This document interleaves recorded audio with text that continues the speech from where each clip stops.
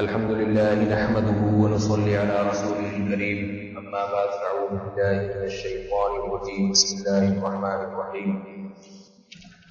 يا أيها النبي إذا جاءك المؤمنات يبايعنك على أن لا يشركن بالله شيئا ولا يسرقن ولا يزنين ولا يقتلن أولادهن ولا يأتين ببهتان يفترينه بين أيديهن وأرجلهن ولا يعصينك في معروف فبايعهن واستغفر لهن الله إن الله غفور رحيم۔ سورہ حشر کی آیت نمبر 12۔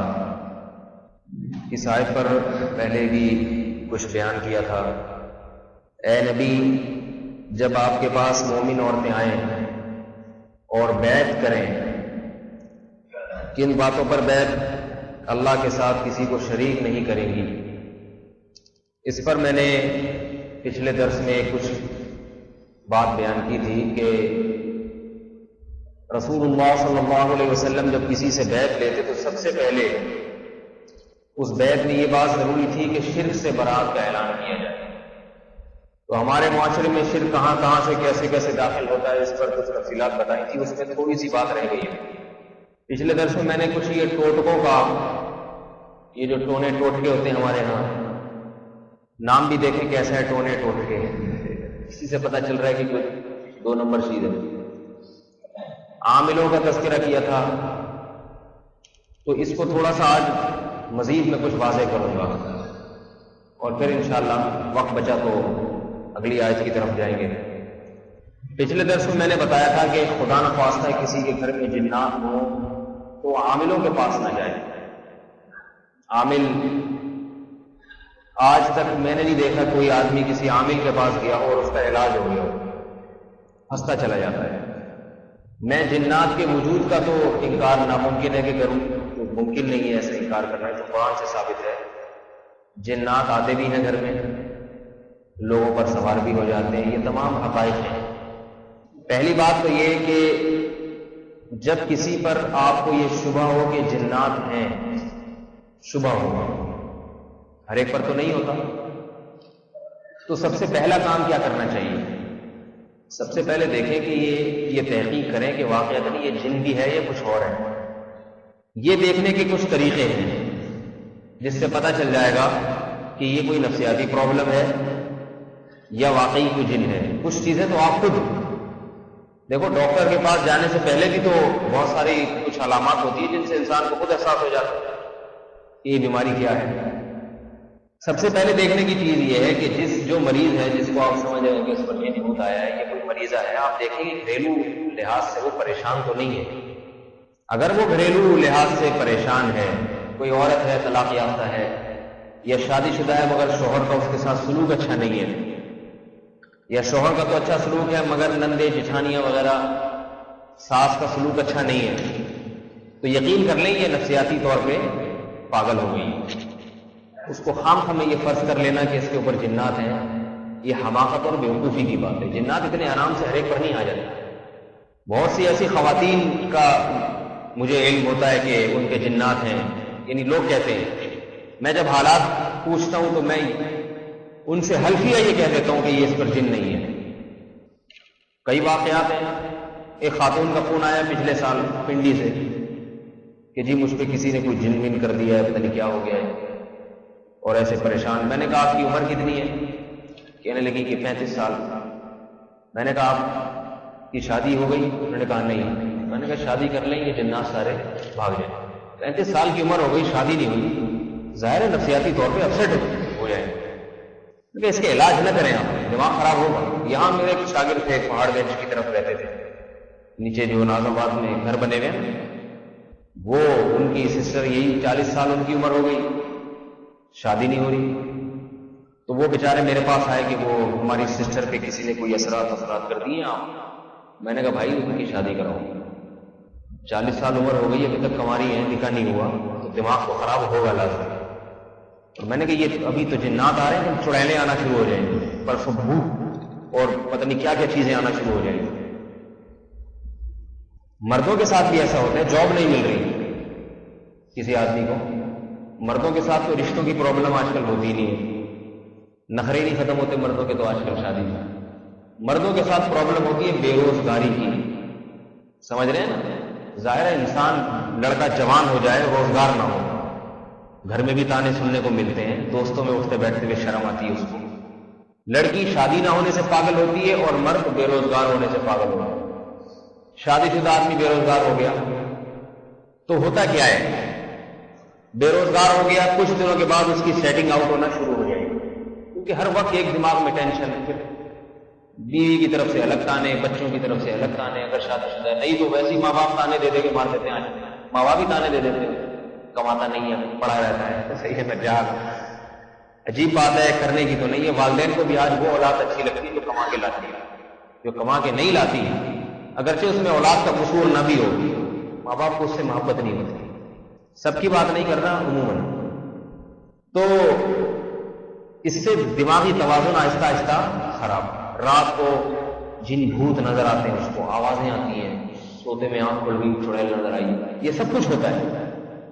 اب تھوڑے دنوں کے بعد اس کا یہ تجزیہ ہوتا ہے کہ مجھ پہ کسی نے کچھ کر دیا ہے, کیونکہ ایک تو روزگار نہیں ہے, یہ بھی کسی نے کچھ کیا اس لیے نہیں مل رہا.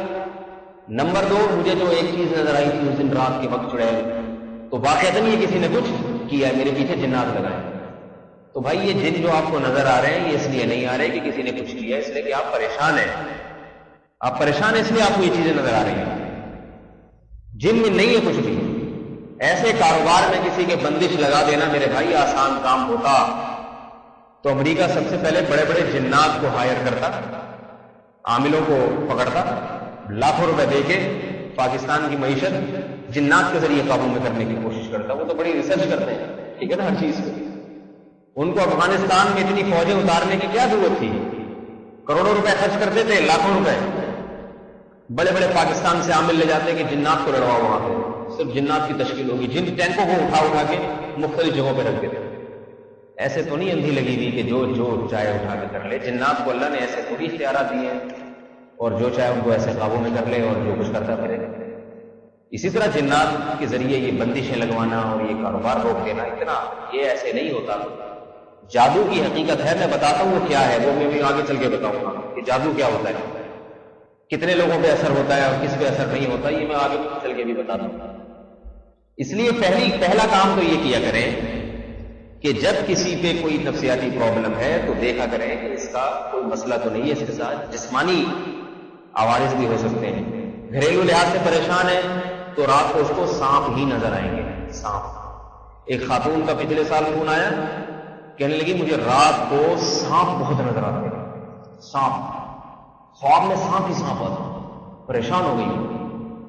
میں نے کہا کوئی گھریلو آپ کے سسرال میں کوئی مسئلہ ہوگا. پتہ یہ چلا تفتیش کے بعد کہ خوش نہیں ہے ساس سے, اور وہی جوائنٹ فیملی میں جو جٹھانی ہو اور وہ کیا ہوتے ہیں نند, ٹھیک ہے نا. تو اس قسم کے جو رشتے ہیں عجیب عجیب قسم کے ہوتے ہیں نا. یہ خواتین زیادہ سمجھتی ہیں, ہم اور آپ نہیں سمجھ سکتے. ان کو بیچاریوں کو واسطہ پڑتا ہے چڑیلوں سے, تو ہم نہیں سمجھتے. تو میں نے کہا کہ یہ وہ آپ کی جٹھانیاں اور نندے تنندے ہیں جو آپ کو سانپوں کی شکل میں خواب میں آ رہی ہیں. یہ کوئی جنات نہیں ہے, الگ سے کوئی مخلوق نہیں ہے, یہ وہی ہے.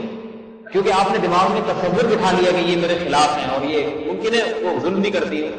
وہی ہے جو چڑیلیں آپ کو خواب میں آ رہی ہیں. خواب میں انسان جو دن میں ہوتا ہے وہی خواب میں اس کو مختلف شکلوں میں آنا شروع ہو جاتا ہے.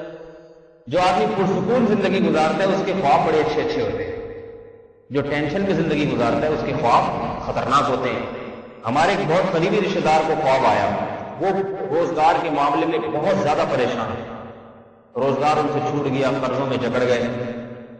پھر ان کے بارے میں بھی لوگوں نے باتیں کرنا شروع کر دی, آپ پر کسی نے کچھ کر دیا, تبھی تو آپ کو روزگار نہیں مل رہا اور آپ پر یہ پریشانی آئی. ایک دن میرے پاس آئے, کہنے لگے مجھے خواب آیا, 2-3 دن سے خواب آ رہا ہے, شیطان انسانی شکل میں آتا ہے اور بڑی خطرناک شکل بنا کے مجھے ڈراتا ہے اور میرے قریب آتا ہے کہ جیسے پکڑ لے گا. میں گھبراہٹ اور بے چینی میں جو ہے نا سانس کھل جاتا ہے اور میری آنکھ کھل جاتی ہے چیخ مار کے. ان کا کہنا یہ تھا, یا ان کا خیال یہ تھا کہ واقعتاً کسی نے مجھ پہ جادو وادو کیا ہوا ہے, تبھی تو یہ خواب میں ایسی چیزیں آ رہی ہیں. میں نے کہا اس کو اگر میں کہوں گا نا کہ یہ آپ کے دن بھر کی پریشانیاں ہیں جو شیطان کی شکل میں خواب میں آ رہی ہیں, تو اس کو یقین نہیں آئے گا میری بات. میں نے کہا اس بحث سے کہ یہ ہے کیا, میں آپ کو ایک علاج بتاتا ہوں. میں نے کہا جی بتائیں علاج کیا. میں نے کہا آئندہ وہ آئے نا اگر فارم میں آپ نیت کر کے سوئیں کہ بجائے وہ آپ کے پیچھے بھاگے آپ اس کے پیچھے بھاگنا شروع کریں. بولے آج رہا آج رہا ڈرا رہے نا ایسی شکلیں بنا کے. بولا آؤ سب لگاتا ہوں یہ کھینچ. وہ ڈرائے گا آپ اس کو ڈراؤ تو بھاگ جائے گا وہ, ٹھیک ہے نا.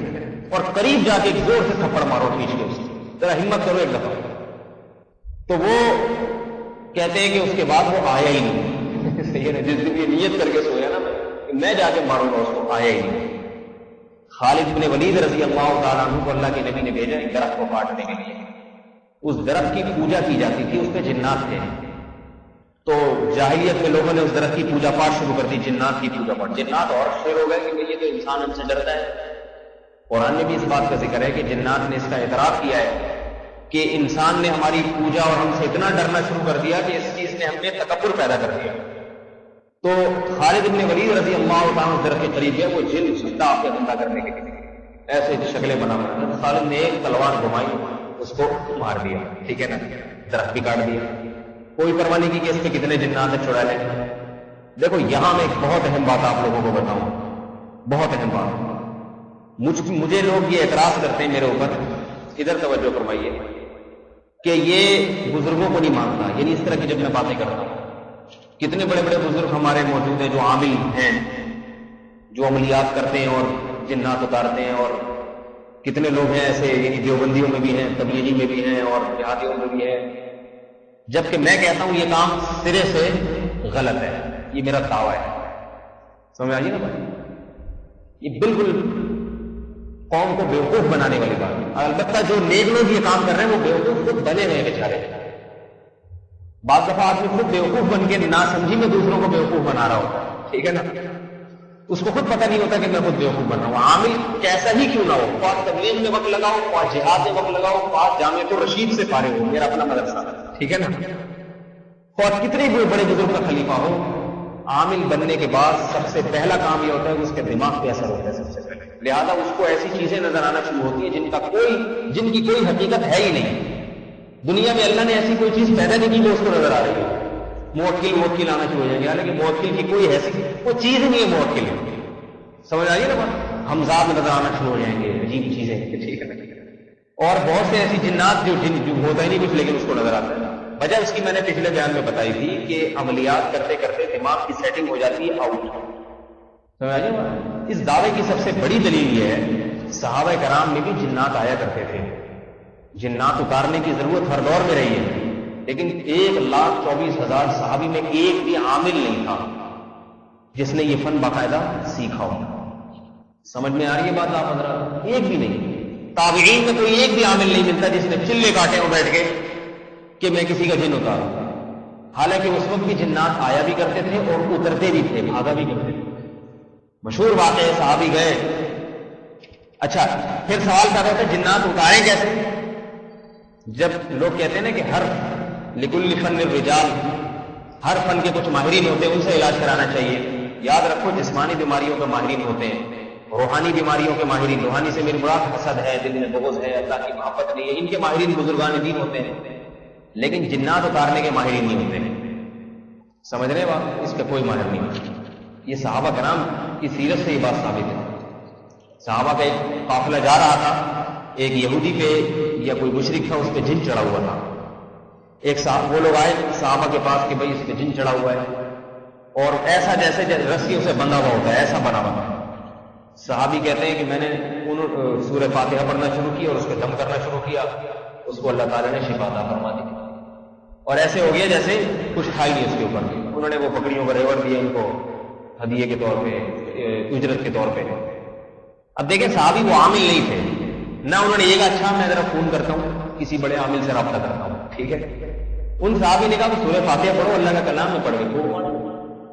اس سے پتہ چلتا ہے کہ جن میں کسی پہ چڑھ جائے آپ کو کسی کے پاس جانے کی ضرورت نہیں ہے.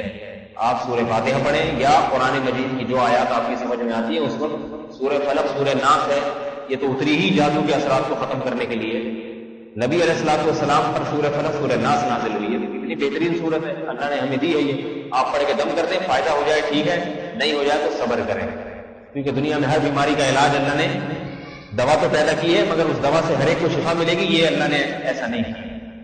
بہت سے بیماریوں میں مرتے ہیں، بہت سے جنات میں بھی مر جاتے ہیں. صحابہ کرام کے دور میں بھی بعض صحابہ ایسے ہیں جن کو جنات نے قتل کیا ہے. تو جیسے اس قتل کو دنیا کے جو قتلوں سے ایک حفاظتی تدابیر تو ہو سکتی ہے، روکنا ممکن نہیں ہے. تو یاد رکھو اسی طرح جنات کے شر سے بچنے کے لیے انتظامات تو کیے جا سکتے ہیں جو میں نے آپ کو بتائے. آیت الکرسی پڑھ لیں رات کو. حدیث میں آتا ہے کہ جو رات کو آیت الکرسی پڑھتا ہے اللہ کی طرف سے ایک محافظ فرشتہ اس کی حفاظت کرتا ہے پوری رات، جو اسے جنات سے بچاتا ہے. تو آیت الکرسی پڑھ لیں، بہترین. یہ دوائیں تو نبی علیہ السلام نے بتائی ہیں. کسی کو ان دواؤں سے بھی فائدہ نہ ہو اس کا مطلب ہے اس کو کسی چیز سے فائدہ نہیں ہوگا. ٹھیک ہے نا؟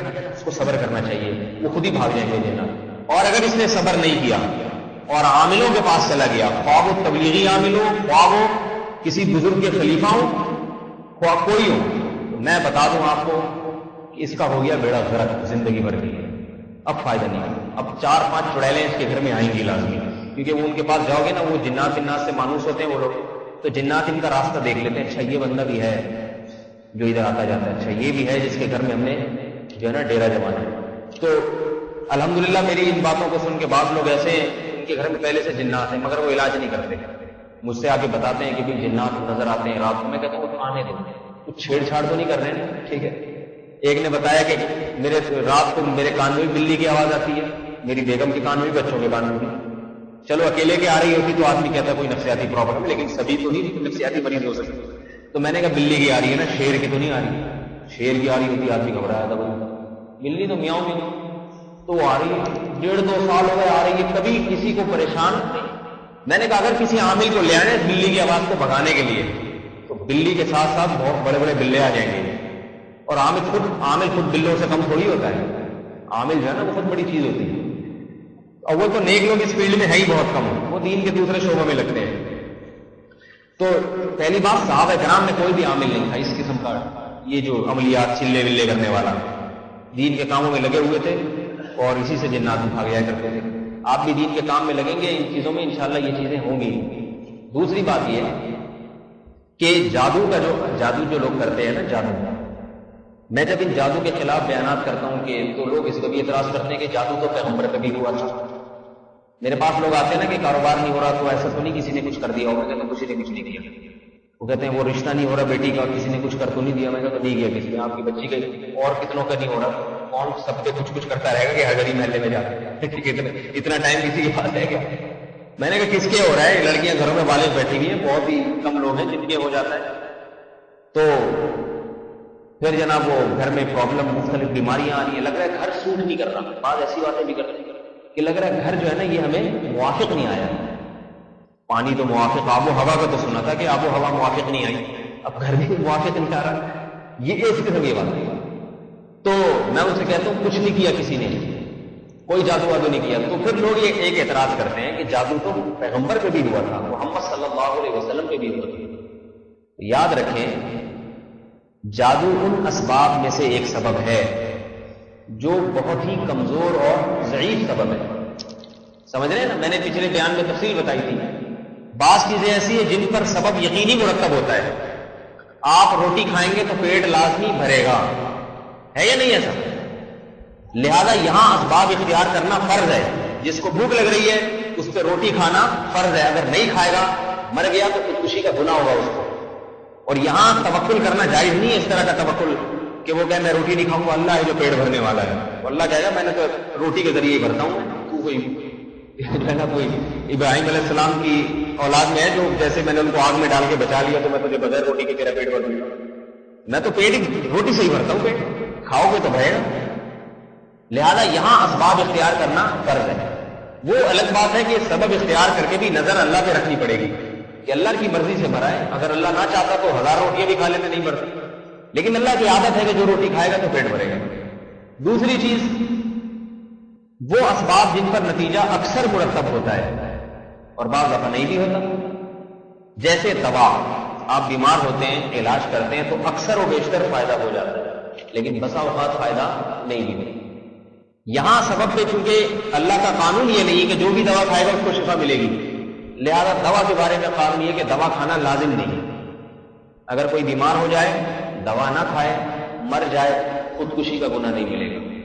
قیامت میں اگر اللہ تعالیٰ سے پوچھیں کہ میرے بندے تو بیمار ہوا دوا کیوں نہیں کھائی مر گیا، خودکشی سے میں نے روکا ہے تو وہ کہے گا اللہ جنہوں نے کھائی تھی وہ سارے کون سے بچ گئے. میں تو صبح شام دیکھ رہا تھا ڈاکٹر خود مر جاتے تھے. میں نے تجھ پہ توکل کیا یہ سوچ کے کہ جیسے اتنے لوگوں کو اللہ تعالیٰ شفا دے دیتا ہے بغیر دوا کے تو مجھے بھی ہو جائے. میں نے تو تجھ پہ توکل کیا. تو یہاں توکل کرنا جائز ہے. سمجھ میں آ گئی نا بات؟ البتہ افضل نہیں ہے. افضل یہ کہ علاج کریں. یہ نبی علیہ السلام کی سنت بھی ہے بشرطے کے علاج میں اعتدال, معتدل درجے کا علاج. زیادہ ایک دم ذرا سی چھینک آئی اور آسان بھاگ رہا ہے, یہ توکل کے خلاف ہے. اور بعض اسباب ایسے ہیں جن پر اکثر نتیجہ مرتب نہیں ہوتا, اتفاق سے کبھی کبھار تکا لگ جاتا ہے, ہو جاتا ہے. ان میں تعویذ ہے. جائز تعویذ کی بات کر رہا ہوں جو قرآنی آیات دعاؤں پر مشتمل ہے. تعویذ کا اثر اکثر و بیشتر نہیں ہوتا. ایسی پرچی گلے میں لٹکا کے گھومتا ہی رہتا ہے ساری زندگی, ٹھیک ہے, کچھ بھی نہیں ہوتا. اس لیے اس بارے میں صحیح حدیث ہے کہ میری امت کے 70,000 لوگ جنت میں داخل ہوں گے بغیر حساب کے جو تعویذ سے بچا کرتے تھے. وعلی ربہم یتوکلون, اور اپنے رب پر توکل کرتے تھے. توکل کا مطلب کہ بیمار ہو گئے اللہ پہ چھوڑ دیے, عام سنت طریقے سے علاج کیا, باقی ان چیزوں میں پرچیاں ورچیاں لٹکانا یہ چیزیں نہیں کرتے تھے. اسی طرح یہ تو وہ اسباب ہیں جو خیر کے اسباب ہیں. اسی طرح برائی کے اسباب میں بھی بعض دفعہ نتیجہ یقینی مرتب ہوتا ہے اور بعض دفعہ یقینی نہیں ہوتا. برائی کے اسباب میں آپ اگر کسی کو ٹیٹی رکھے یہاں گولی ماریں گے تو لازمی مرے گا وہ. اگر آپ نے کسی کو گولی ماری اللہ توکل پہ کہ اللہ ہے بچانے والا, ٹھیک ہے, اللہ بچائے گا. یا کسی کو آگ میں پھینک دیا کہ ابراہیم علیہ السلام کو اللہ نے بچایا تھا تو میرے دوست کو بھی اللہ بچا لے گا, اور وہ جل گیا تو آپ کو گناہ ملے گا, کیونکہ اللہ تو کہیں گے کہ میں نے تو آپ کی خصلت بنائی تھی کہ وہ جلاتی ہے. صبح شام دیکھیں. ایسے اسباب سے بچنا فرض ہے, آگ سے دور رہنا فرض ہے, گولی بندوق کی چیزوں سے احتیاط کرنا فرض ہے. بعض اسباب ایسے جن پر برا نتیجہ کبھی مرتب ہوتا ہے کبھی نہیں ہوتا. جیسے بد پرہیزی کر لی آپ نے, صبح شام کرے رہے ہیں لیکن پھر بھی بچے ہوئے ہیں کہ نہیں بچے. ڈاکٹر نے کہا بھائی صبح کے وقت ایک پراٹھا, ایک روٹی, 2 روٹی بہت ہے. کون ہے جو 2 روٹی کھاتا ہے؟ جب تک گلے تک بھر نہ لیں. ایسی حالت ہے کہ جیسے ایک آدمی نے اتنا کھایا نا, حکیم صاحب کے پاس گئے کہ بدہضمی ہو گئی ہے. حکیم صاحب نے گولی دی, کہتا اگر اس گولی کی جگہ ہوتی تو ایک نوالا اور نہ کھا لیتا. کتنی بد پرہیزیاں ہو رہی ہیں, پھر بھی بہت ہی کم بیمار ہوتے ہیں. جس حساب سے ہونا چاہیے اس حساب سے ہم بیمار نہیں ہوتے. یہ پانی جو ہم پیتے ہیں یہ لیبارٹری ٹیسٹ کرواؤ, یہ H2O نہیں ہے. صحیح ہے, یہ H2O تو وہ ہے جو اللہ آسمان سے برساتے ہیں. اس کے بعد یہ پتہ نہیں کیا کیا اس میں مکوڑوں کا سالن اور کیا کیا چیز اس میں. یہ نہر جس سے پانی ہم پیتے ہیں نا, ذرا دیکھ لیں کتے نہا رہے ہوتے ہیں اس سے, کیا کیا نہا رہے ہوتے ہیں. اس کو جتنا مرضی ابال لو وہ جراثیم نہیں مرتے. اور بغیر ابلا بھی لوگ پیتے ہیں, کتنے کیڑے مکوڑے جا رہے ہیں. ڈاکٹر تو کہہ رہا ہے زہر پی رہے ہیں, لیکن یہ وہ بد پرہیزی ہے جس پر نتیجہ فوری مرتب نہیں ہوتا. لہذا کوئی کراچی کا پانی پی کے مر گیا تو خودکشی کا گناہ نہیں ہوگا. اس کو یہ نہیں کہے گا, اللہ تعالیٰ نہیں پوچھیں گے کہ تو نے پانی پیا کیوں, جب ڈاکٹروں نے اتنا مجھے بتایا بتائیے. کہے گا اللہ کتنے لوگ زندہ تھے, میں مر گیا تو میری قسمت. یہ وہ اسباب ہیں جن پر کبھی نتیجہ مرتب ہوتا ہے کبھی نتیجہ مرتب ہوتا ہے. شوگر کا مریض اگر لڈو کھا لے تو بچ بھی جاتا ہے مر بھی جاتا ہے, دونوں چیزیں. لہذا شوگر کے مریض پہ لڈو حرام نہیں ہوتا. ڈاکٹر کہے گا ناجائز ہے, لیکن مفتی کیا کہے گا بھائی نقصان دہ ہے مگر ناجائز اور حرام نہیں. ہاں اگر لڈو کے بارے میں یقین ہونا کہ اتنی شوگر لیول میرا ہائی ہوا ہے کہ میں نے کھایا مر گیا, پھر حرام ہوگا. عام حالات میں شوگر کے مریض کے لیے میٹھا شران حرام نہیں ہوتا, ٹھیک ہے نا, کیونکہ شوگر کے مریض میٹھے کھاتے رہتے ہیں. دیکھ رہے علماء بھی کوئی اتنی جلدی مرتے نہیں. اسی میں سگریٹ کا حکم آ گیا. سگریٹ پینا ناپسندیدہ تو ہے مگر حرام نہیں ہے. عرب علماء کہتے ہیں کہ سگریٹ بالکل حرام ہے. سعودی عرب کے عرب علماء وہ یہ کہتے ہیں کہ سگریٹ حرام ہے. اس کی دلیل وہ یہ دیتے ہیں کہ سگریٹ میں کوئی فائدہ نہیں, نقصان ہی نقصان ہے. فائدہ وقتی یہ ہے کہ ریلیکس ہو جاتا ہے تھوڑا سا آدمی, ورنہ اس میں پھیپڑے کا کینسر اور یہ اور وہ. تو ہمارے علماء جواب یہی دیتے ہیں کہ بھائی نقصان تو ہے, لیکن ایسا نہیں ہے کہ ادھر سگریٹ پی اور ادھر آپ کے پھیپڑوں کو کینسر ہو گئی, ٹھیک ہے نا, ایسا نقصان نہیں ہے. ایسا کوئی وقت فوری نقصان ہو تو حرام کہا جائے گا. ایسا نہ وقت لگ جاتا ہے, 30 سال پیتے رہتا ہے, پھر جا کے پھیپڑے خراب ہو سکتے ہیں. ناپسندیدہ تو ہے, مکروہ تو ہے, کوئی حوصلہ افزائی کی چیز نہیں ہے کہ اس کو کی حوصلہ افزائی کی جائے. مکروہ کہہ سکتے ہیں, ناپسندیدہ کہہ سکتے ہیں, حرام نہیں کہہ سکتے. تو یاد رکھیں اسی طرح جادو ان اسباب میں سے ایک سبب ہے جن پر نتیجہ بہت ہی کم مرتب ہوتا ہے. کیسے؟ نمبر 1, جادو کا ہر ایک پر اثر نہیں ہوتا. نمبر 2 جن کی جس قسم کے لوگوں پہ اثر ہوتا ہے ان پہ بھی کبھی کبھار ہی ہوتا ہے. 2 قیدیں لگی ہوئی ہیں اس میں. سمجھ رہے بات؟ جادو کا ہر ایک پر اثر ہوتا نہیں. کتنا ہی بڑا جادوگر آ جائے, اگر آپ اسے کہہ رہے ہیں ان تمام پہ اثر کر دو, وہ بتا دے گا بھائی یہ ان پہ ہو سکتا ہے, ان پہ نہیں ہو سکتا. ٹھیک ہے, وہ کن کن پہ نہیں ہوتا وہ میں بھی بتاتا ہوں. نمبر 2 جن پہ ہو سکتا ہے نا ان کے بارے میں بھی انتر منتر پڑتا رہے گا بیٹھ کے, کبھی ہو گیا کبھی نہیں. پہلی بات تو یہ بتا دوں, نبی پہ جادو کا اثر کیوں ہوا تھا؟ آپ کہہ سکتے ہیں جب نبی پر ہو گیا پھر تو ہر ایک پر ہو سکتا ہے. ایسا نہیں ہے.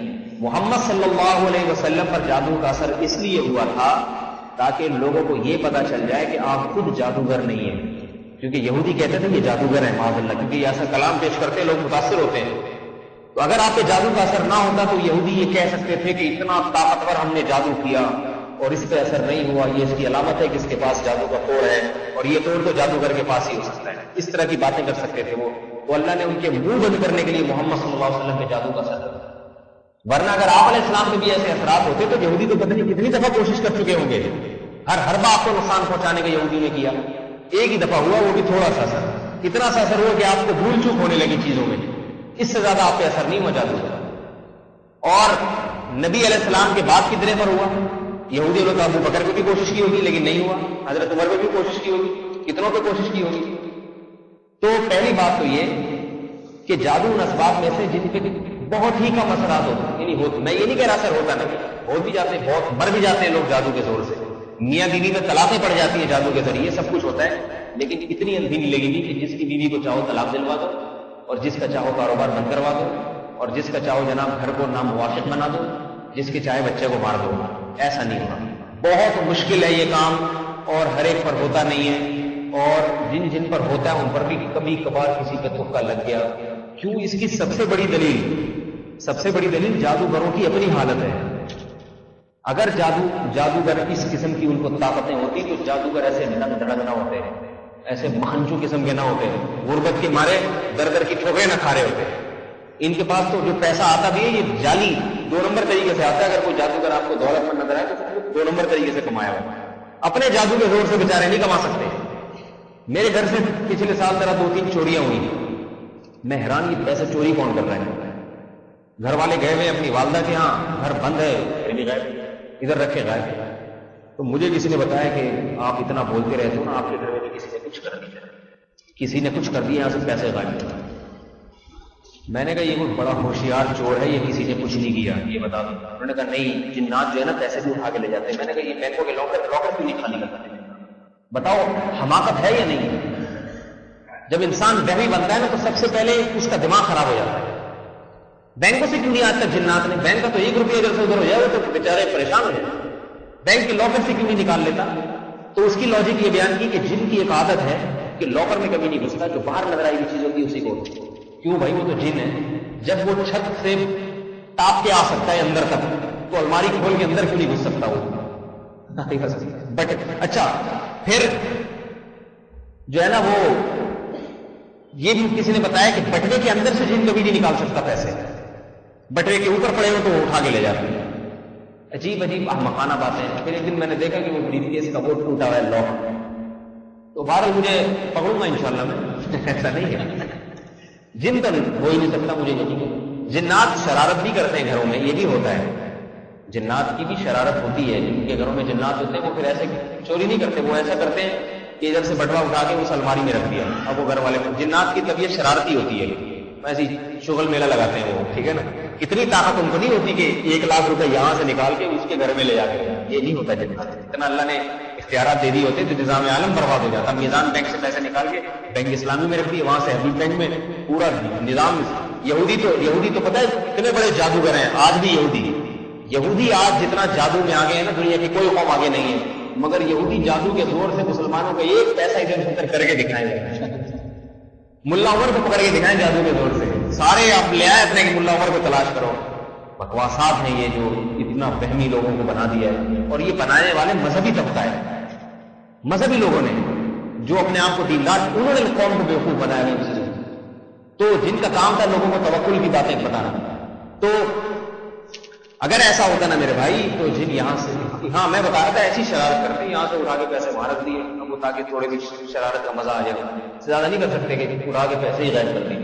تو میں یہ بتا رہا تھا آپ لوگوں کو کہ جادو کا اثر ہر ایک پر نہیں ہوتا، اور جن پہ ہوتا ان پہ بھی کبھی کبھار کسی نے کوئی وہ کر دیا، اور اتنا نہیں جتنا جادوگر چاہ رہا ہوتا ہے، کچھ ہو گیا کچھ نہیں ہوا.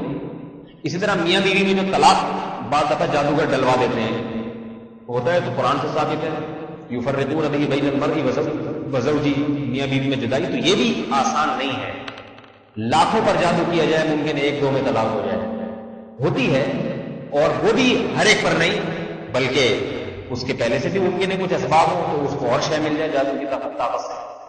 یہ تمام چیزیں ہوتی ہیں. تو کن کن پہ جادو کے اثرات نہیں ہوتے؟ پہلی بات تو یہ کہ علماء پہ ہوتے ہی نہیں بالکل جادو کے اثرات. اس پہ بعض لوگوں کا اشکال ہوگا نہیں ہم نے تو بڑے بڑے علماء کے بارے میں سنا ان پر جادو ہوا تھا. حضرت مولانا یوسف لدھیانوی رحمہ اللہ تعالیٰ شہید، ان کے بارے میں لوگ ہر تیسرے دن خبر ہوتی تھی کہ ان کے قادیانیوں نے جادو کیا ہے. وہ بیچارے وہ بھی خود بھی یہ سمجھتے تھے کہ شاید مجھ پہ جادو کیا. میں اس وقت چھوٹا بچہ تھا لیکن مجھے حیرانگی ہوتی تھی کہ ان کو پتہ کیسے چلتا ہے. ان پہ فالج ہوا تو جس عمر میں وہ اس عمر میں تو فالج ہو جاتا ہے لوگوں. میں حیران ہوتا تھا یہ دیندار لوگ ایسی باتیں کیوں کرتے ہیں. تو ہمارے مفتی رشید احمد صاحب رحمۃ اللہ نے ایک دفعہ ان کو بلایا اپنے پاس وہاں خانقاہ میں اور فرمایا کہ میں حلفیہ کہتا ہوں آپ پر جادو کے اثرات نہیں، قادیانی جادو کے زور سے آپ کا ایک بال بھی نہیں توڑ سکتے، سفید نہیں کر سکتے آپ کا ایک بال. آپ عالم ہیں، نہیں ہوتا عالم پہ جادو کا اثر. پھر ان کو تسلی ہوئی ہے، ورنہ ان کی مریدوں نے تو یہ اڑا دیا تھا جادو ہو گیا. حالانکہ بیمار تھے، بیماری انسان کے ساتھ لگی ہوئی ہے. وہ بیچارے مریدین بھی جادو توڑنے کے ٹوڑنے لگے ہوئے آلتو جلال دعائی والا کو ڈال تو مختلف قسم. صحیح ہے نا. تو حضرت نے ان کو تسلی دی، اس کے بعد ان کو تسلی ہوئی. تو دوسری بات یہ جو میں باتیں کر رہا ہوں یہ اہل علم نے باقاعدہ کتابوں میں لکھی ہیں اور مشاہدہ بھی ہے اور حقیقت بھی ہے، ورنہ نظام عالم برباد ہو جائے گا اس طرح سے اثرات جادو کے اثرات ہو جائے. مجھ پہ جادو کا جملے کا بیان الٹا سیدھا کروا لو، جو میرے مریدین ایک نیا فرقہ کھڑا کر دیں گے وہ، ٹھیک ہے نا. تو ایسا تھوڑی ہوتا ہے. تو پھر جو ہے نا وہ دوسری بات عالم پہ جادو کا اثر نہیں ہوتا. ہمارے مفتی رشید احمد صاحب کی آواز بند ہو گئی تھی ایک وقت تک کے لیے، کسی نے کہا آپ نے سفلی کر دیا ہے. تو عجیب بات ہے کہ بیماری ایسی تھی کہ آواز کھلنے کا اندیشہ نہیں تھا، لیکن حضرت کی آواز کھل گئی کچھ دنوں میں. حضرت فرمایا جو یہ کہتے ہیں نا کہ مجھ پہ سفلی کیا ہے وہ اس کو جو ہے نا بڑے چیلنج کیا کرتے تھے. فرماتے تھے کہ مجھ پہ کوئی سفلی نہیں کر سکتا، کوئی لاؤ کوئی بندہ بتاؤ جس نے جو یہ دعویٰ کرتا ہے نا اس کے سارے سفلی یاد نکال کے. ایک جادو کرتا ہے، اس کے بارے میں جادو مسکرزم وغیرہ کرتا تھا، اس کے بارے میں کسی نے کہا کہ حضرت وہ جو ہے نا ایسا کرتا ہے کہ بندے کو جو ہے نا اٹھا لیتا ہے زمین سے اوپر ہوا میں معلق، نہ نیچے نہ اوپر. تو وہ آپ پہ ایسا جادو کرے گا کہ آپ کو ہوا میں اٹھائے گا اور چھت کے نیچے زمین سے اوپر. حضرت فرمایا بلا لو. فرمایا وہ تو مجھے اٹھائے گا، وہ تو فرمایا ناممکن ہے کہ مجھے اٹھا لے.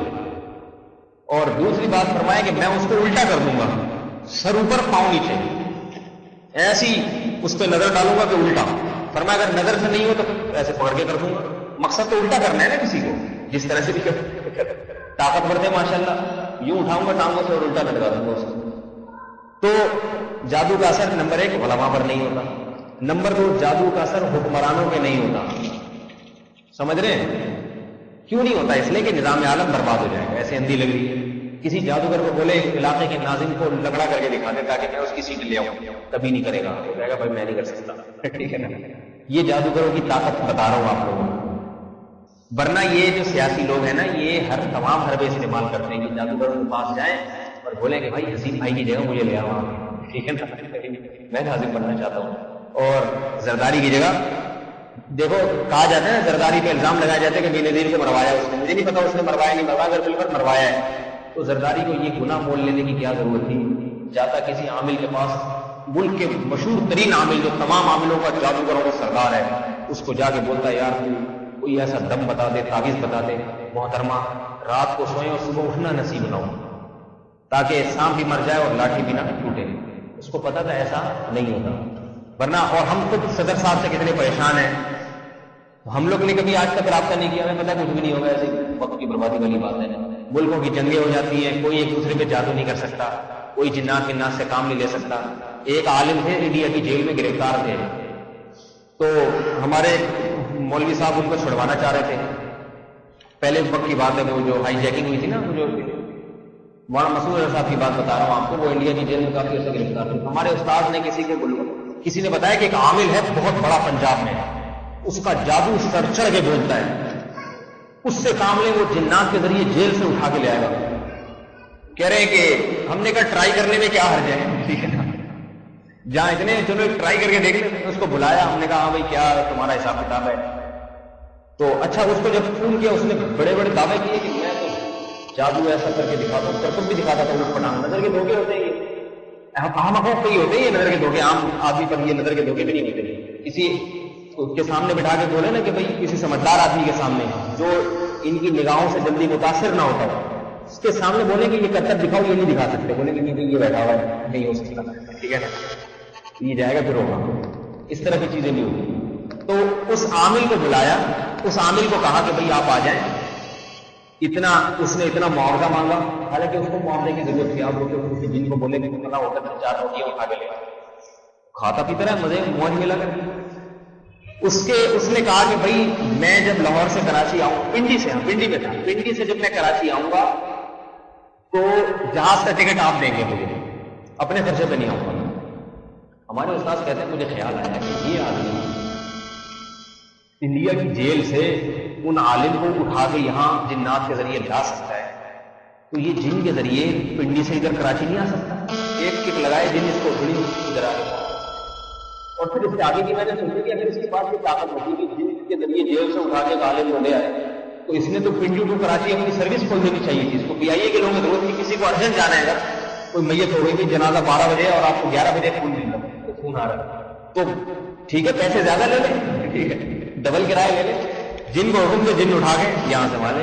جیسے سلیمان علیہ السلام کے دور میں جن نے کہا تھا نا، یہ بھی لوگ دلیل لیتے ہیں کہ جن یہ کام کر سکتے ہیں، تو ٹھیک ہے سلیمان علیہ السلام کے دور میں جن نے یہ کیا تو سلیمان علیہ السلام کے دور میں کیا، آج نہیں کر رہے. ٹھیک ہے سلیمان علیہ السلام کی معجزہ تھا، خاصیت تھی، اللہ نے ان کو جنات ان کے تابع کر دیے تھے. آج جنات کسی کے اتنے تابع نہیں ہوتے، نہ ہو سکتے ہیں کہ یہ سروس کھول دو.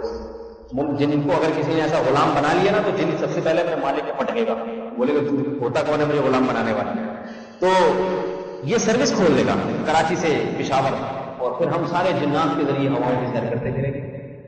تو یہ جنات کی دنیا سے نکل کے حقائق کی، جنات کی خیالی دنیا سے نکل کے انسان کو حقائق کی دنیا میں آنا چاہیے. تو یہ بات بھی یاد رکھیں.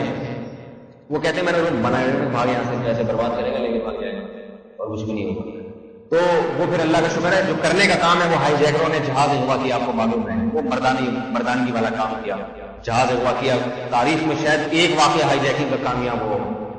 کچھ مرد جو ہے نا جو مجاہد گئے انڈیا کے جہاز کو اغوا کر کے لائے لاہور، پھر بنگال اتارا، اور کیا زبردست کاروائی ہوئی تھی. اس کی جو ہے نا وہ پھر الحمدللہ ان کو جیل سے چھوڑا کے لائے کے ساتھ. تو یہ کرنے کا کام ہوتے ہیں، اسباب اختیار کیے جائیں چیزوں، جنات کے چکر میں نہیں بیٹھا جائے. بیٹھ جائیں بھائی آپ. تو یہاں بھی یہ بات یاد رکھیں کہ یہ اثرات ہوتے نہیں ہیں. پہلی بات عالم پر اثرات نہیں ہوگا، اثرات نہیں ہوتے. نمبر 2 حکمرانوں پہ نہیں ہوتے. نمبر 3 مشہور شخصیات پہ نہیں اثرات ہوتے. حتیٰ کہ علاقے کا کونسلر بھی ہوگا نا اس پہ بھی نہیں ہوگا. اور نیک لوگوں پہ، نیک لوگ جن میں اللہ پہ اعتماد اور توکل ہو ان پہ اثرات نہیں ہوتے. میں نے دیکھا بعض گھروں میں جنات ہوتے ہیں، ہر ایک پہ چڑھے ہوئے، ایک بندہ نمازی پرہیزگار اسے کچھ نہیں کہہ رہے، وہ ڈرتا بھی نہیں ہے ان سے، لہٰذا اس سے ڈر رہے ہیں، کچھ بھی نہیں کہتے اس کو. تو حوصلہ پیدا کرے، اللہ پہ توکل پیدا کرے، کچھ بھی نہیں ہوگا. کبھی کوئی جن کا خیال آئے رکھ کے چماڑ مار دیں، تصوراتی ہوتی. میں ایک واقعہ سناتا ہوں آپ کو، اس کے بعد اپنی بات ختم کرتا ہوں، وقت کافی زیادہ ہو گیا.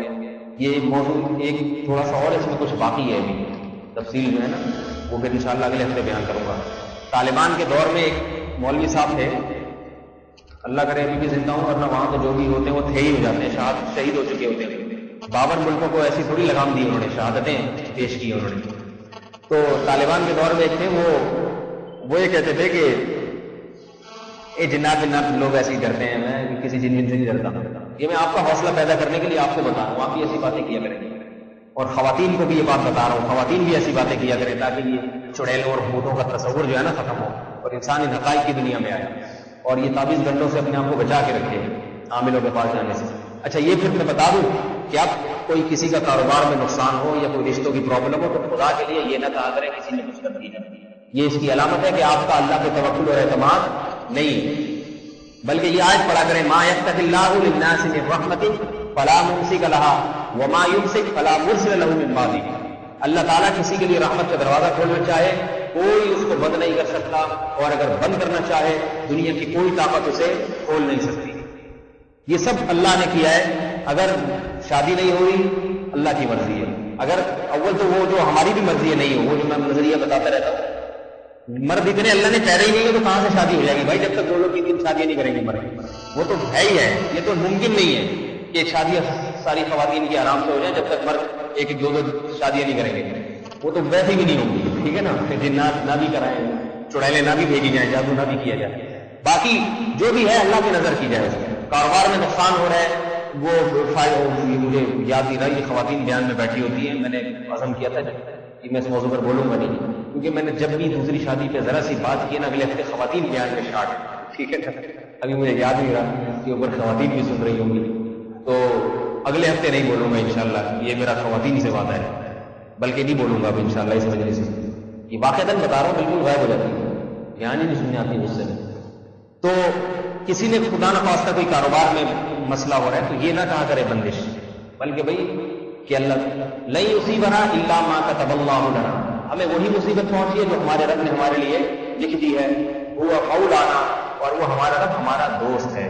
دوست کی طرف سے اگر کوئی مصیبت پہنچتی ہے اس میں خیر ہوتی ہے، شر نہیں ہوتا. اس میں بھی یہ درجنوں خیریں چھپی ہوئی ہوتی ہیں. تو اس طرح اللہ پہ توکل کیا کرے اور اس مصیبت کو دور کرنے کے اسباب اختیار کریں. آج امتحان میں کامیابی کے لیے وظیفے پڑھے جا رہے ہیں. طلبہ آپ نے ایک امتحان میں کہتے ہیں امتحان میں کامیابی کے لیے وظیفے پڑھنے پر جتنا ٹائم لگاؤ گے اتنا کتاب پڑھنے پر ٹائم لگا دو. امتحان کی کامیابی کے لیے اللہ نے جو طریقہ رکھا ہے وہ وظیفے نہیں رکھے، وہ محنت رکھی ہے. کسی بھی امتحان میں آپ انٹر کا امتحان دے رہے ہیں، بی اے کا، بی کام کا، آپ جناب میڈیکل یونیورسٹی میں پڑھ رہے ہیں، پڑھو گے تو پھر کامیاب ہو گئے بھائی. وہ جاہلوں نے اس کو بھی وظیفوں میں لگا دیا کہ صبح یہ وظیفہ شام کو پڑھو گے تو پھر ہوگا نا حساب کتاب. پڑھو گے تو انگریز کوئی وظیفہ پڑھ کے اتنے بڑے سائنسدان بنتے ہیں، ٹھیک ہے نا. انگریز جاپان میں اتنے بڑے سائنسدان بنے تو وظیفہ پڑھتے ہیں، محنت کرتے ہیں.